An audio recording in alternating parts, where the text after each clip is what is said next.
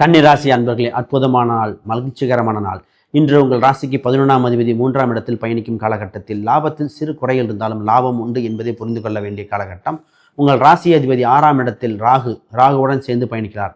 ராகுவோடு சேர்ந்த சர்ப கிரகங்கள் ராகுவை வழிப்படுத்துகின்ற காலகட்டத்தால் இன்று வேலையில் மிக முக்கிய முடிவுகள் எடுக்க வேண்டிய காலகட்டங்கள், வழிவிடுகிற காலகட்டம், குறிப்பாக எதிரிகளை விலகி வழிவிடுகிற காலகட்டமாக இருக்கின்றன. இறை அருள் ஒன்று.